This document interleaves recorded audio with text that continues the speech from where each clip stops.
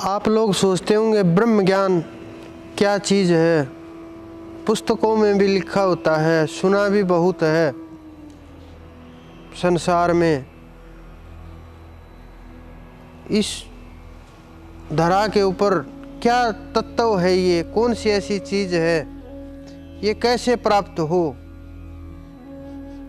सोचते होंगे ज़रूर। आत्मज्ञान और ब्रह्म ज्ञान क्या अलग हैं, कैसे मिले ये, इसका इतना वर्णन क्यों किया गया है।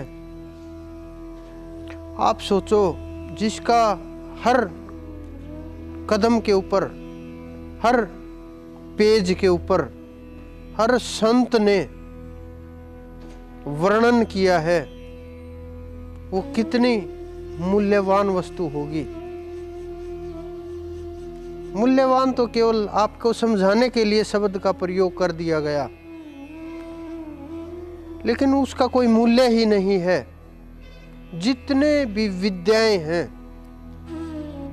किसी भी प्रकार की हो, जितने भी ज्ञान है, किसी भी प्रकार का हो, जितनी भी नॉलेज आप लोगों ने आज तक इस धरती के ऊपर इकट्ठी की है, धरती पे भी और अनंत अनंत लोक हैं, उन सब में जितना जो कुछ भी आपने पढ़ा है, सुना है, देखा है, खोजा है, पाया है, अनुभव किया है, कुछ भी जिसका वर्णनीय और अवर्णनीय सब प्रकार की चीजें, उनसे सबसे श्रेष्ठ जिसको बोला जाता है, सब विद्याओं का राजा, सब ज्ञानों का राजा, सबसे श्रेष्ठ, इससे ऊपर कुछ है ही नहीं, उसको ब्रह्म ज्ञान बोला जाता है।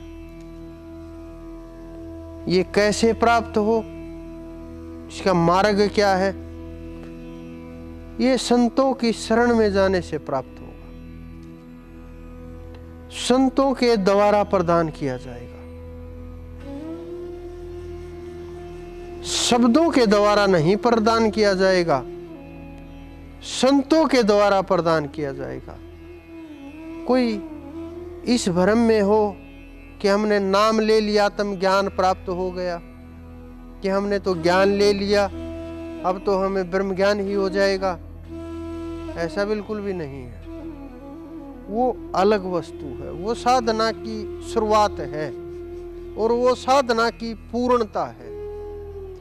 वहां पहुंचने के बाद न कुछ पाना शेष रहता, न कुछ खोना शेष रहता, न कुछ इच्छाएं शेष रहती, न कोई ऐसी वस्तु रहती जो प्राप्त ना कर सके, न कुछ भी ऐसी वस्तु होती अपने पास कि जिसको पाया न जा सके, और खोने के लिए भी कुछ नहीं रहता।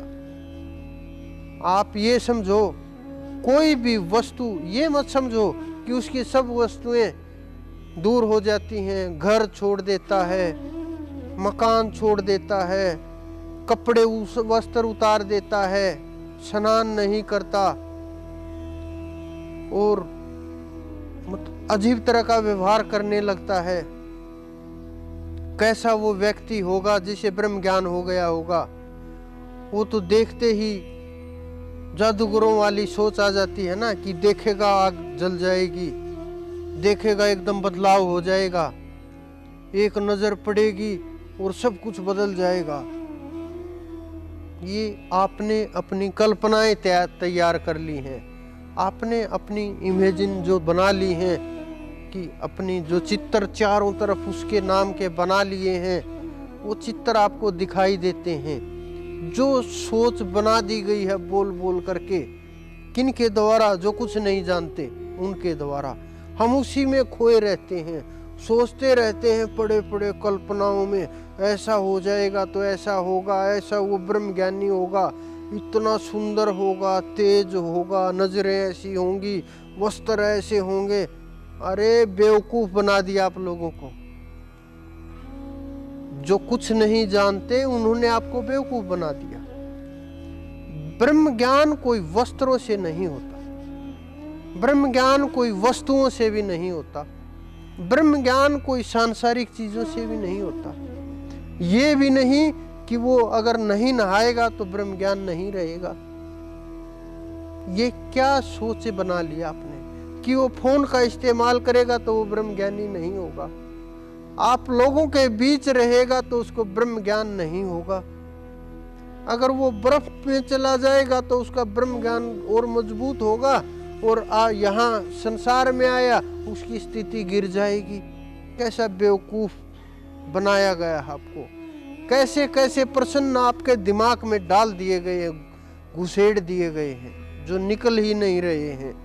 कि आपने जो छवि बना ली है कि बागंबर पहने होगा, हाथ में त्रिशूल होगा, बड़े बड़े केस होंगे, लटाएं होंगी, तो उसको तो ज्ञान हो सकता है। हिमालय में बैठा है बिना वस्त्र के, हाँ बड़ा तपस्वी है, ये ज्ञानी जरूर मिलेगा, चाहे उसका वास्ता ब्रह्म ज्ञान से दूर दूर तक भी ना हो। ब्रह्म ज्ञानी की पहचान इतना आसान नहीं है जितना आप समझते हैं।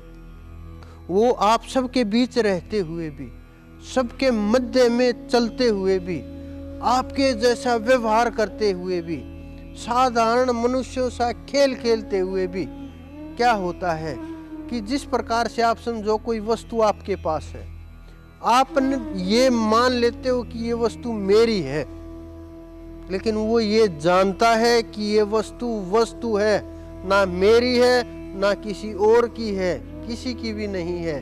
वो बस उसको वस्तु के रूप में देखता है, ना अपनी देखता है ना पराई देखता है। उसे ये पता है कि ये वस्तु नष्ट होने वाली चीज है, उसे ये मालूम है, उसे ये मालूम है कि इसका कुछ भी अगर मेरे से कोई संबंध नहीं है।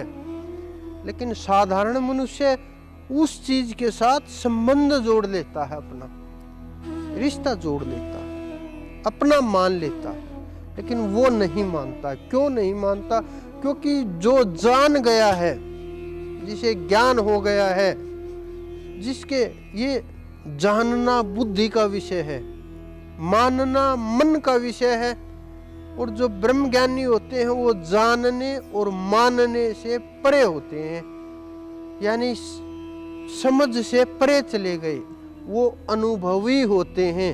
उन्होंने अनुभव कर लिया कि जो ये हमारे साथी हैं ये सदा साथ नहीं रहेंगे, आयु पूरी होगी चले जाएंगे। उन्होंने पता है कि ये जहाँ मैं रह रहा हूँ, जो मेरे रिश्ते नातेदार हैं, ये कुछ नहीं है, एक एक करके निकल जाएंगे, कोई आज निकल गया, कोई कल चला जाएगा, ऐसे ही आवागमन की लार लगी रहती है और संसार में आते जाते रहते हैं। जब मनुष्य ही आते जाते रहते हैं तो वस्तुएं कौन सी परमानेंट होंगी? उसे पता है ये प्रकृति है, वो जानता है इस मर्म को कि इसमें मेरा कुछ भी नहीं है।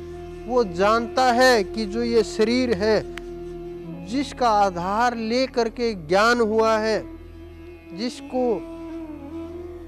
ग्रहण करने के लिए, उस ज्ञान को पाने के लिए इतनी साधनाएं की, इतनी तपस्याएं की, इस शरीर ने इतना साथ दिया, वो जानता है कि ये साथ मात्र कुछ पल का है। वो जानता है कि ये साथ मात्र कुछ दिन ही रहेगा और ये साथ छूट जाएगा, मैं अलग हो जाऊंगा, शरीर अलग हो जाएगा।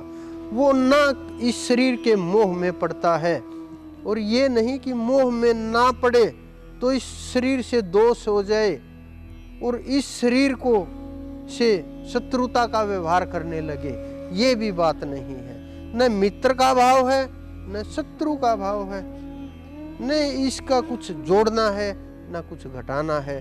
जो चल रहा है प्रकृति को सौंप देता है कि जैसे आपकी मर्जी वैसे चलाइए, जैसे ले चलोगे वैसे चलाएंगे। तो जितना सब कुछ है उन सब का राजा ब्रह्म ज्ञान है, और इसके बिना कल्याण संभव ही नहीं। कितना चिल्लाते रहो कि वो ब्रह्म ज्ञानी है, वो ब्रह्म ज्ञानी है, लेकिन ब्रह्म ज्ञानी का अनुभव कैसे हो कि ये ब्रह्म ज्ञानी है? सबसे बड़ा सवाल यही होता है कि ब्रह्म ज्ञानी को पहचाने कैसे? इन दिव्य दृष्टि के बिना, इन नेत्रों से आप उसे नहीं पहचान सकते। कितना भी कोशिश करें, कितना भी प्रयास करें, क्योंकि वो अपने आप को छुपा लेते हैं। आप एहसास ही नहीं कर सकते, उनके बच्चों जैसा भाव हो जाता है, शिशु जैसा भाव हो जाता है। तो आप इस ब्रह्म ज्ञान के पीछे जो शब्द है, अगर आपको उस शब्द तक पहुंचना है, अगर आपको ब्रह्म ज्ञान तक पहुंचना है, अगर आपको ब्रह्म ज्ञान की आवश्यकता है, तो आप पहले नींव खोदिए, फिर नींव रखिए, फिर एक एक ईंट ऊपर रखते रखते दीवार तक जाइए। दीवार तक पहुंचते पहुंचते जब आप ऊपर जाओगे, तब आपको पता चलेगा कितनी मेहनत होती है वहां जाने के बाद। लेकिन वहां जाने के बाद वापस लौट करके नहीं आना होता। सबसे मुख्य यही होता है कि वहां जाने के बाद वापस भी नहीं आना, कहीं जाना भी नहीं, ना आगे जाना है, ना पीछे जाना है, ना इस जन्म में जाना, ना उस जन्म में जाना है, बस उसी का हो जाना है। जब आप उसी के हो जाओगे, आपका कुछ नहीं बचेगा, सब कुछ उसी का हो जाएगा। जब उसका हो जाएगा तो क्या खोना, क्या पाना और क्या अनुभव, यही सबका राजा है।